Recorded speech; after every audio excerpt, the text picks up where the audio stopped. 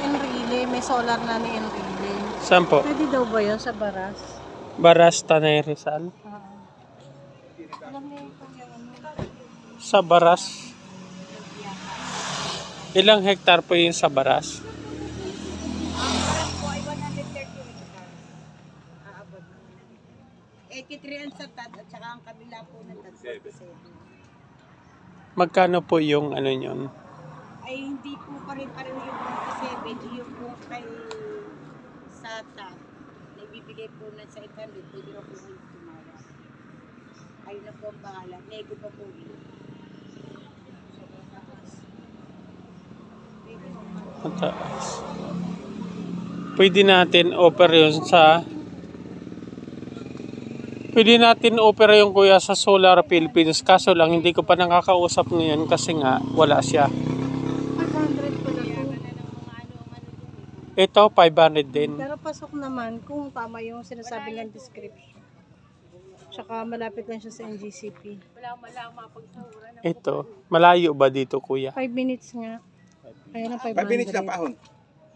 500. Oo. Puro ahon ba kuya? Negotiable. Doon sa taas ang patag. Sa patag, mas. Patag yung taas. Yung property, patag. Yung dadaanan natin pa ako. Ahon. Baka may Kaya lang harapan 500 daw asking price. Negotiable po. Negotiable. Ano pong hindi pwede? Ano po sinabi niya po? Nag-uusap yung dalawa, sumagot lang ako sa dalawa eh. Yung pong 500, negotiable po yan. Yan ang mismo kakausapin na ano po eh, hindi... Asan yung mais pa eh? Kamo? Sasagutin ko na nga. Si Kapitan. Kung nandun sa bahay, babalik ako Dating Kapitan daw, nandiyan daw nakatira. Malapit lang po dito? Opo, ikutin ko dito. Pwede naman dito kasi nandito naman ang bahay. Dito mo sa market, sa bahay. Ikutin ko dito si... Hindi. Yun na lang papuntahin dito. Opo, sige. Oo. Pagkalaan mo, ating bubuhatin natin. Bukatin ko, may coach. Yun pala na may meron kotse. Masyado bang ahonin kuya? Kasi yung kotse nakakakit eh. Ay, yung kotse na Ang kotse daw nakakakyat. Kasi may sinamahan daw sila, nakakotse. Siya lang hindi pwede kasi takot siya sa Punta na natin kasi nandito naman na tayo. Malapit lang naman. Mas malayo pa nga tayo natin doon. Punta na natin kasi yung SPE lang kailangan natin mapaperming naka-SPE tapos i-alok natin sa sa Solar Philippines kung kasi ang lapit lang to sa NGCP. wala pang 50 kilometers eh. Malaya na. Saka yung Baras. Ayan. May existing solar na si Enrile. May solar na si Enrile doon Sa tabi. Sa may Baras. Baka po pwede Ay, sa doon may Baras. Ngayon, Po. doon sa Solar Philippines. Oh. Kasi malapit lang. Maganda yung lugar na yun. Walang tubig yun. Galing ako doon eh. 2 beses na. Hanggang doon sa taas. Saka may Doon sa solar kanyang system. clubhouse. Ano na yun? Galing din ako doon. Taas lang. Kaya lang pinasok ng mga magnanakaw doon, kaya winasak yung lahat ng pangkod. Lahat ng gamit. Di ba sa Baras Quezon lang ng Tanayon? Dito lang. Lagundi lang yun. Diretso yun natin ma'am Yun lang nga po yun. bago tayo Tanay mo na bumalik. Baras. Oo. Pagkano nito, Pililya, Tanay, Yung kay ano Baras. doon, Oo. yung kay Enrile na solar, walking distance lang. Sa tabi niya Sa po. unahan lang. Pare ko yung mga 150 meters lang. Ang layo. Inom lang. Dito po si Kapitan ang naka-SPE. Dating Kapitan. Dati pong Kapitan. Sinusundo na lang. Solar dito. Ay maganda rin sa bahay. Ayun nga. Kaya lang kasi ang budget lang namin hanggang 300 lang. At least sigurado naman. Sigurado.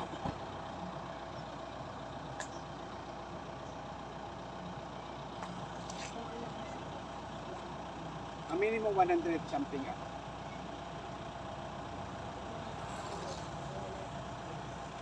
Si Amaro nga.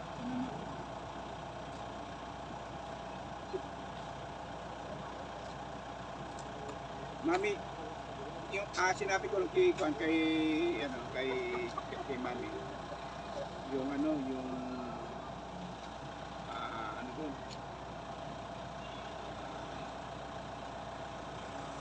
Malapit ko sa may doon din sa Maria. Kaya lang alanganin na kasi.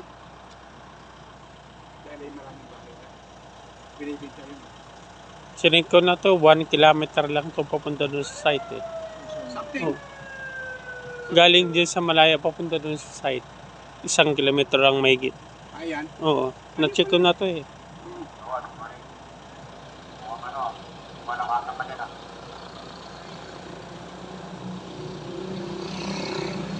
Yung situation dito sa barangay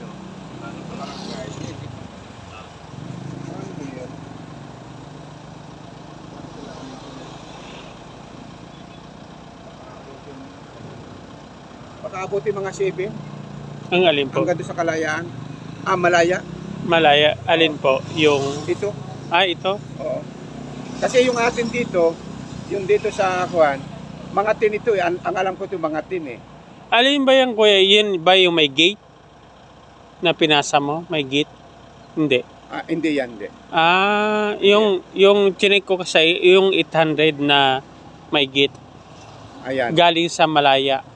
Ay, ito yan. Oo. O yan yun. Ito yung 800. Oo. Yung ating pupuntang Parida. Oo. Pagkagaling natin dito, yung sunod pa. Oo. Punta na na. Sakop ng Pililla yun. 1 kilometers. Oo. Yun, na-check ko na yun. Ayun. Oo. Totoo yan. 1 kilometers. Pero puntahan na din natin ngayon kasi nandito na din naman tayo. Ayun nga, tama. Kasi yung purpose natin dyan, pag nakuha natin ng video at napalagay ng ETS, pwede natin i-offer yan sa iba.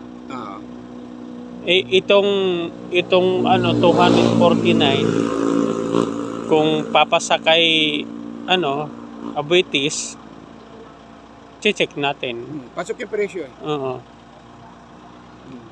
Yung yung naman doon sa tabing dagat. Kailangan Tabing Lake hindi papasok yung kasi kahit tambakan mo yung kuya, magkakaroon ng ground. Ay sa iba, sa ibang buyer. Sa ibang buyer, ipapasa natin nun sa ibang buyer na ang kailangan ay mga tabing dagat. Bakit ba naman yung nandito sa sa Pampanga, yung malawak doon na palayan, naka-floating? Ginawa nilang solar. Naka-floating, kita natin di ba? Baka ibang diskarte nila, ibang diskarte na. Ayun. Kasi Saka yun sa Bai. Sa bay, nasa lake mismo, yung solar. Oo nga eh. Nasa Yung iba, Laguna Lake. Meron nakalutang nga sa sa dagat, mayroon solar eh. Meron lang silang perimeter na hindi pwedeng lapitan. Oo. Kasi papasampo nila yun eh. May paraan siguro na hindi. Kaya nga ako nagtataka kahit kaunti, bawal ng tubig. Impossible dreams. Yung konti na yun. Baka gusto niya lang, sabi niya lang. Umiiwas lang yun sa trabaho at gastos. Ay katulad dito. Yung nandito, wala itong tubig talaga ito. Yung ating pinunta natin, wala talaga yan. Dito mo ngayon sa bay, pag ano ng tubig eh. Ganun din yung mga paano. Oo. Akala mo nga nagsuswing ka eh. No, meron lang mga ilaw sila. Meron. Tapos yung mga perimeter nila.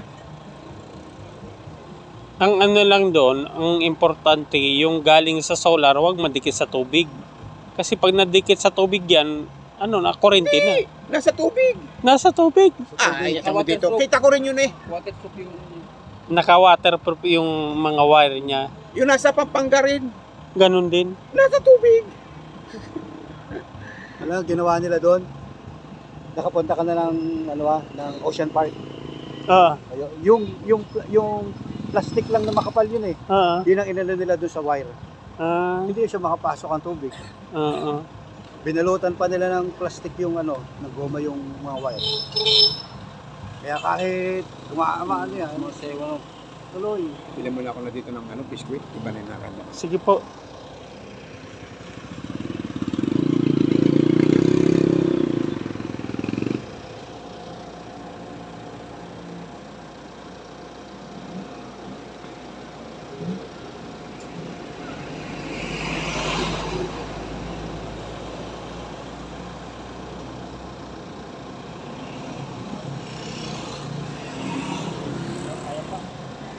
Tinuluwi kanina eh.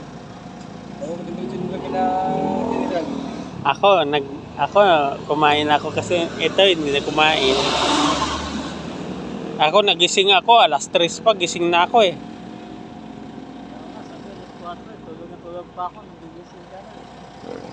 Lamig ng biyahe kanina sa bundok. Ang lamig sa bundok, no? Kaya nagdubli ako, dudulubli ko.